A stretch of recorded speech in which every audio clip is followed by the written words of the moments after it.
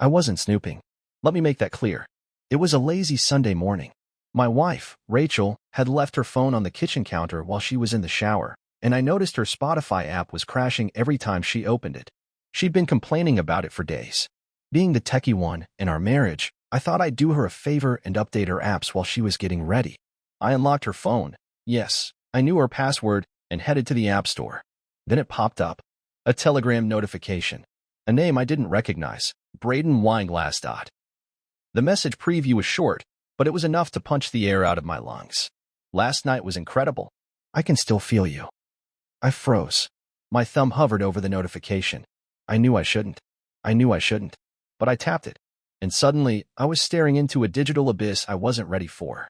The messages weren't new. They went back over a year. Hundreds. No, thousands of messages. Photos.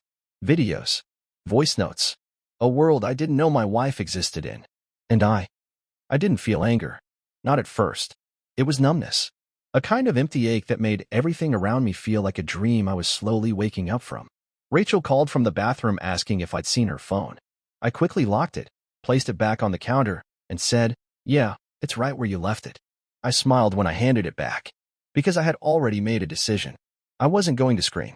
I wasn't going to break things. I was going to plan. That night, while Rachel slept beside me like nothing had happened, I couldn't close my eyes. My heart beat like a war drum, but my mind stayed cold, focused. The next morning, I took a personal day from work. I told Rachel I wasn't feeling well. She kissed my forehead and left in a rush, probably to meet him. I waited for the sound of her car leaving the driveway before I walked back into our bedroom and pulled the backup phone from my desk drawer. See, Rachel had given me that phone last year when I cracked mine on a work site. I never returned it when I got a new one. It still worked. And I knew what I was about to do was morally gray, but not as gray as what she'd done. I used the backup phone to sync her iCloud. And suddenly, her life unfolded in front of me, unedited. Text to Braden. Voice memos where they giggled like teenagers. Screenshots of hotel bookings. Photos of them, some tasteful, some not so much. And even cruel jokes at my expense. She called me the roommate once. It stung. But I didn't stop. I cataloged everything. Folder by folder. I backed up the messages, the call logs, even the screenshots she took of his wife's Instagram profile. Her name was Meredith, and she had 2 kids. Kids who clearly adored their father. The betrayal wasn't just personal anymore. It was systemic. Like watching termites hollow out a house you thought was solid. By the end of the day, I had a drive full of evidence. And a new name saved in my contacts. Eli Mathers, divorce attorney. A friend of mine had gone through a nasty split last year and said Eli was a godsend. No BS. No delays. Tactical. Brutal if necessary. I didn't call him yet. I needed to be smarter than that. So instead, I did what Rachel would never expect. I acted normal. I kissed her on the cheek when she walked through the door. And I smiled while she lied to my face. A few days later, Rachel said she was heading out for a networking dinner with some new clients from work. I nodded. I even helped her pick out her earrings. Then I sat alone in the dark after she left, listening to her voice messages to him, Braden, her lover, the man she was likely having dessert with while I sat in our shared home, watching reruns of a life that no longer belonged to me. That night, I finally did what I had been avoiding. I looked up Braden. It wasn't hard. His full name was in one of the flight confirmations they'd shared. Braden Wilkes. A mid-level marketing director. Married. 2 kids. Suburban dad with a golden retriever and a Home Depot obsession. He looked ordinary. That stung more than I expected. Not some alpha male or charming rogue, just a guy. A liar, like her. I found his wife, Meredith, on Facebook. She posted regularly family hikes, piano recitals, their anniversary just 2 months ago. The same weekend Rachel had told me she was on a girls' trip. I don't know why I did it, but I stared at Meredith's face for a long time. I saw a woman who trusted, who believed in the man next to her. I took a screenshot. I wasn't ready to break her world yet, but she deserved to know. When the time was right, she would. For now, I focused inward. The next morning, while Rachel was in the shower, I emailed all the evidence to myself from her laptop. Then I deleted the trace. Every file was labeled, timestamped, cataloged. I wasn't going to confront her blindly. No yelling. No begging. I would face her like the man she had underestimated. And when I was done, she wouldn't recognize the version of me walking away. There's a strange calm that comes after heartbreak. Not peace. Not clarity. Just stillness. Like the eye of a storm. I walked through my days pretending everything was fine while the chaos circled just beyond my skin. I booked a consultation with Eli Mathers for Thursday at 3 p.m. Told Rachel I had a long overdue dental cleaning. Eli was everything my friend said he'd be, no fluff, no sugarcoating. He listened as I laid out the situation, the affair, the messages, the emotional detachment, the coldness. When I mentioned I had proof, texts, photos, receipts, his eyebrows barely moved. "You've already done more homework than most," he said. Then he asked me the one question I hadn't let myself think about. "Do you want to stay married to her?" I didn't answer right away. I stared at the legal pad in front of me, at the ring on my hand that suddenly felt like a shackle instead of a symbol. "No," I said. I think I just needed to hear myself say it. Eli nodded and walked me through the options: separation, divorce, asset protection. We didn't have kids, which made things simpler. But we did have a shared mortgage and a retirement plan with my name tied to hers. The more he talked, the more I realized how much I had blindly trusted Rachel, how many decisions I'd let her handle. It wasn't just betrayal I was feeling, it was embarrassment. He told me to keep pretending nothing was wrong. Don't tip her off. Keep documenting. The more composed you are when the moment comes, the more control you'll have. So I went home and made dinner. Chicken Alfredo, her favorite. She smiled when she saw it. I watched her take that first bite, knowing it was the last time I'd ever cook for her without contempt in my chest. I wasn't ready to pull the trigger yet, but I was building the gun. The next 2 weeks were a masterclass in pretending. I smiled. I laughed. I asked her about work, nodded along to stories I knew were lies. I let her think everything was fine. In reality, I was watching her dig her own grave. She'd started getting sloppy. More texts, more missed calls from Braden, even during dinner. Once, she left her phone on the kitchen counter again, and I saw a notification pop up. "I miss the way you taste." My stomach twisted, but my hands didn't shake. I took a screenshot, added it to the folder, and slid the phone back into place like nothing had happened. I kept checking in on Meredith, too. Her posts had changed, less of Braden, more of the kids. A subtle shift, like a woman trying to convince herself things were okay. I wanted to warn her, but I knew I needed to do this right. Not out of vengeance, but justice. For both of us. One night, Rachel came home from one of her late work dinners and found me folding laundry in front of the TV. "You're being really sweet lately," she said. I smiled and handed her a folded towel. "Just trying to be a better husband." She kissed me. It felt like being kissed by a stranger. I knew the confrontation was coming. I could feel it in my bones. But I wasn't going to let it happen in a blaze of emotion. No, I wanted her to know I knew, to see it in my eyes. And I wanted her to sit in that silence, drowning in guilt, without the comfort of a fight. Let her twist. Let her rot in her own shame. But first, I needed one final piece. I wanted to know how far it had gone. Not emotionally, I knew she was gone, but financially. So I did what every betrayed spouse eventually considers. I checked our joint bank account, and what I found changed everything. Our finances had always been Rachel's domain. She liked it that way, less clutter in your head, she once told me. I took it as a kindness, a way she contributed, while I worked longer hours. But that morning, alone at the kitchen table with 2 cups of coffee and a laptop she never thought I'd touch, I learned the truth. There were payments to hotels I'd never been to. Expensive dinners in cities she had no work trips planned for. 2 pairs of men's shoes from Nordstrom, size 11. I wear a 10. Then I found something worse. A recurring Venmo payment, labeled car babysitting, sent to Braden's personal account every other Friday. The amounts varied. $100, $250, once for $100. She wasn't just cheating on me. She was financing their time together, using our money. I printed everything, annotated, highlighted. My evidence binder was growing neat, thick, undeniable. That night, I sat across from her at the dinner table and asked, "How's Braden?" Her fork froze halfway to her mouth. Silence. Then she said, "Who?" I tilted my head. "The guy you Venmo. The one who misses your taste. The one you've been meeting at hotels I paid for." Her face turned gray. It's not what you think," she stammered. "No, Rachel," I said quietly, "it's exactly what I think. And probably worse." She dropped her fork. Her eyes welled with tears. "I can explain." I shook my head. "I already know. I just wanted to see if you'd lie again." She opened her mouth, closed it, then ran to the bedroom. I didn't follow. I poured myself a drink, called Eli, and said 6 words. "It's time. Let's file the paperwork." Rachel didn't sleep in our bed that night. She stayed curled up on the couch, wrapped in the same throw blanket her mother gave us for Christmas. In the morning, I found her sitting upright, eyes bloodshot, mouth tight like she'd aged 10 years overnight. I walked past her without saying a word. She followed me into the kitchen. We need to talk. No, I said calmly, pouring my coffee. We needed to talk a year ago. Now we file. She collapsed into a chair. I made a mistake. I looked at her, truly looked, and felt nothing. No anger. No sadness. Just relief that the mask had finally cracked.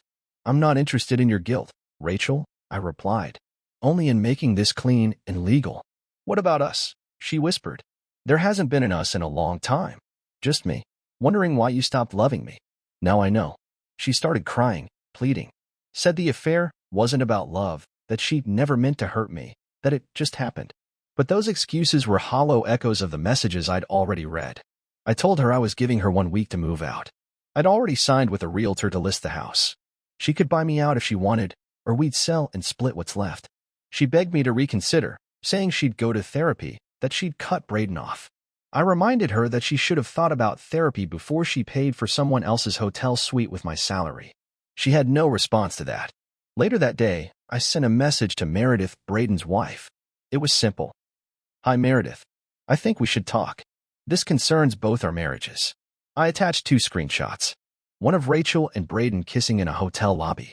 One of their chat about how boring we both were. It took 10 minutes for her to reply. When are you free? She deserved better too. I met Meredith 2 days later at a small cafe downtown. She arrived early, sitting by the window in a green coat, nervously stirring her tea.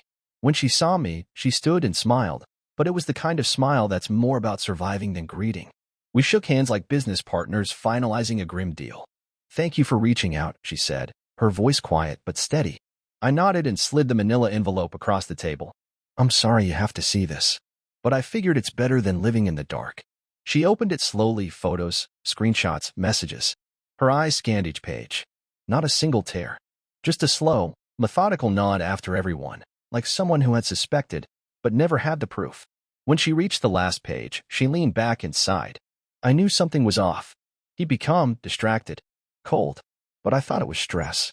They always blame stress, I muttered. She gave a bitter smile. Funny how stress apparently comes with lipstick on the collar and hotel bills. We talked for over an hour, compared timelines, traded stories, discovered that their lies overlapped more times than we could count. I feel like a fool, she said finally. You're not, I replied. They wanted us to feel that way. But we're not the ones who betrayed vows. She paused, then looked me dead in the eyes. So, what now? I've already filed for divorce, I told her. You don't owe me anything, but I thought you deserved the truth. She reached across the table and squeezed my hand. Thank you. For your decency. For not blowing up my life like they blew up ours. Then she asked me something I didn't expect. Would you mind if I confronted them both? Together. That stopped me cold. I'd imagined all kinds of outcomes, but this was bold. You sure you want that?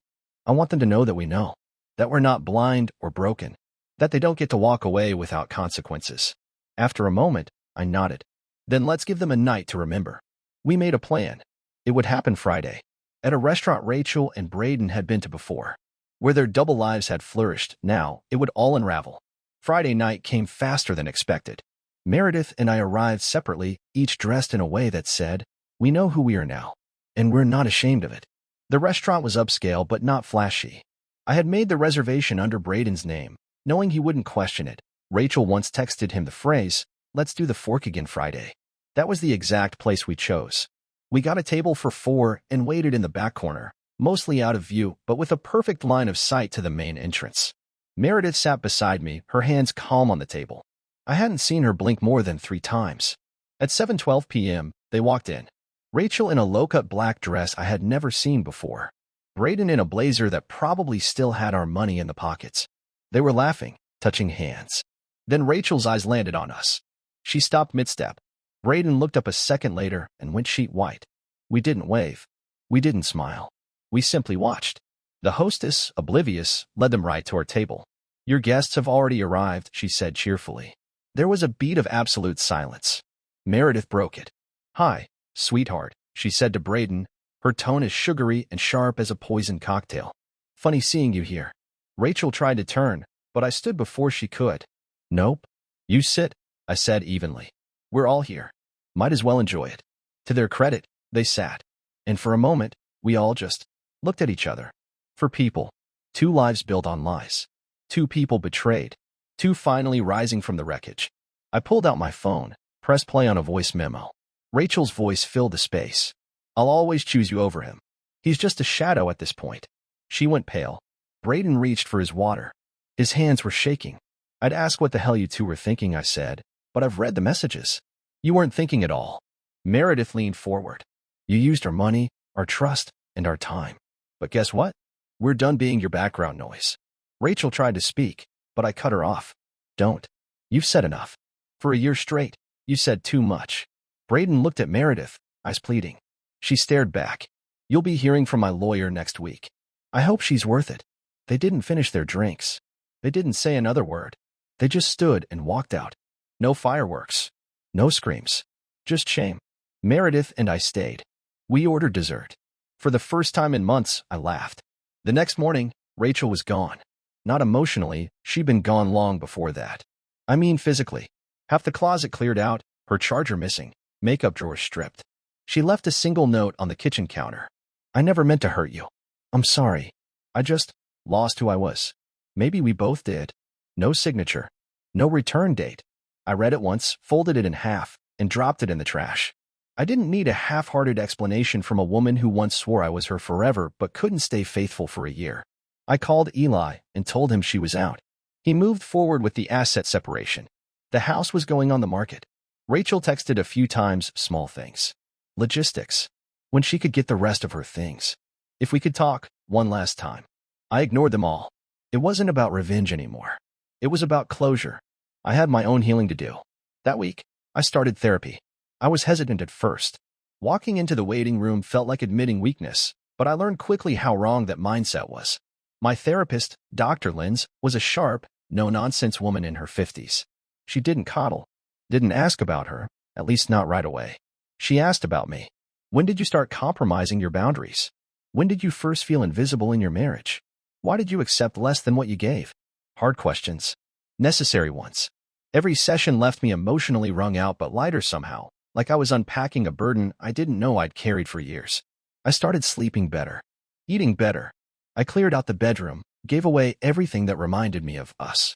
His and her towels, the wedding photo, the scented candle she loved. Gone. I wasn't angry anymore. I was becoming. For the first time in a long time, I didn't feel like I was surviving my life. I felt like I was reclaiming it. About a week later, Rachel showed up unannounced. I was in sweatpants, folding laundry while a record played in the background, Fleetwood Mac, ironically. She knocked like she still belonged there. When I opened the door, she looked different. Not disheveled, not destroyed, just smaller. Deflated. Her confidence was gone. Can we talk? She asked, holding her arms like she was hugging herself. I stepped aside, let her in. Not out of kindness, out of closure. I knew this conversation would be the final one. She walked through the living room like it was a museum. Her eyes lingered on the now empty walls, the absence of us. I miss home, she said quietly. You don't miss home, I replied. You miss control. You miss comfort. You miss the man who paid for your affair without knowing it. She flinched. I made a mistake, a horrible one, she said, voice cracking. But I didn't stop loving you. That's where you're wrong, I said. You stopped the moment you made me an option instead of a partner. Her eyes welled up.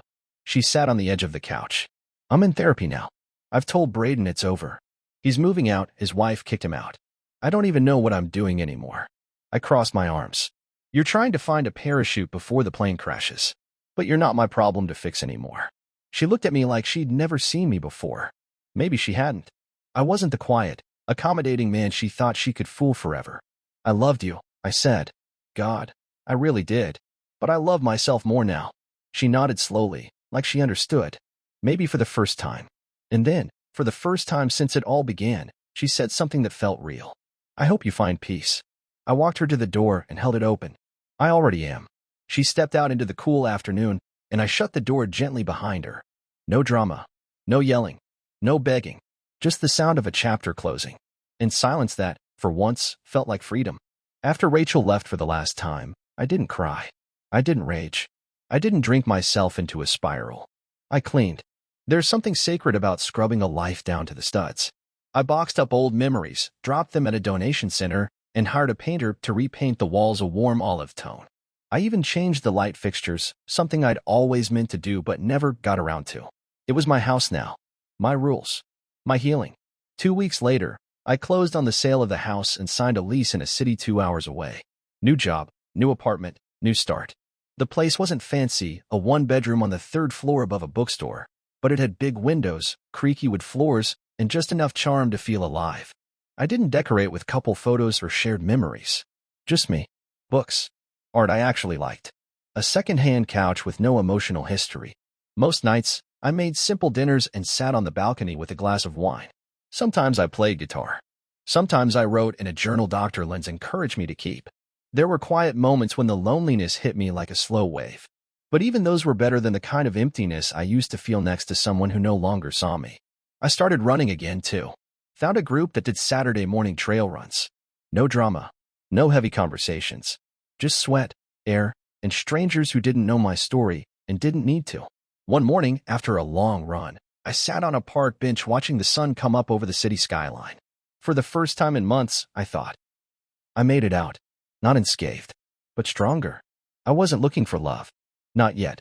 But I was finally open to living. And that felt like enough. It had been 3 months since the divorce was finalized. 3 months of therapy, rebuilding, breathing. The nightmares had faded. So had the compulsion to check her social media. I didn't care where Rachel was or who she was with anymore. She had become a ghost in my rearview mirror. Then one rainy Wednesday evening, I got a message. From Meredith. Hey, just checking in. Hope you're doing okay. Funny how quiet life feels after the storm. I stared at the screen longer than I should have. Her name stirred memories not of pain, but of strength. She was the only other person who truly understood what it felt like to be left behind by someone pretending to love you. I replied, doing better than I thought I would. Found a place. Started running again. Less angry now. More free. She responded immediately. Same. Got a therapist who doesn't let me lie to myself. And I cut my hair short. Felt like shedding dead weight. We started talking more. Nothing flirty. Nothing forced. Just honest connection. The kind that doesn't demand anything from you. One night, she told me she'd taken her kids hiking up north and discovered a little coffee shop tucked into the woods. You'd like it, she wrote. They don't even have Wi-Fi. I smiled. A few days later, I invited her to grab lunch if she was ever passing through the city. She agreed, casually, no pressure. When we finally met again, it was at a tiny corner cafe near my place. She looked peaceful, lighter, not healed completely, but walking her path. Nice view, she said, gesturing toward the city skyline behind me. I've learned to appreciate what's in front of me, I said. She laughed. Therapist line? Nope. That one was mine. We didn't talk about Rachel or Braden much that day, because that wasn't who we were anymore. We were survivors of the same shipwreck, but now we were just two people learning how to swim again. Together, maybe, maybe not, but finally, on our own terms. It's been nearly a year since I found that message on Rachel's phone. One notification. That's all it took to collapse a marriage I thought would last forever. But looking back now, I don't see the end of my marriage as the end of my story. It was the beginning of something far more important, my self-respect. I spent years being the easygoing husband, the forgiver, the fixer, the one who made peace just to keep the peace. I compromised so often that I stopped noticing where I ended and she began. When betrayal hit me, it didn't just take love away, it shattered the illusion I had built around who I was supposed to be in a relationship. That illusion needed to break. Because who I am now is someone who doesn't ignore red flags just to avoid conflict. Is someone who understands that loyalty without reciprocity is just self-sacrifice. Is someone who knows his worth. Rachel and Braden are no longer together, as far as I know. Meredith told me he tried to come back after things with Rachel crumbled. She shut that door before he could finish his sentence. I couldn't help but respect that. As for Meredith and me, we still talk. Sometimes over coffee. Sometimes while walking through the woods with no destination. We don't define what we are. And that's the beautiful part, we don't need to. We're two people who got burned and chose not to stay in the ashes. So here's the moral, if you're still with me. Sometimes life has to break your heart just to set your standards. The pain will pass. The betrayal will fade. But the clarity you gain? That stays. And if someone ever gives you reason to question your place in their life, don't wait for proof. Sometimes the absence of respect is all the proof you need. So to anyone going through the wreckage right now, you're not weak for hurting. You're not broken for walking away. And you're certainly not alone. Because if I made it out, you can too.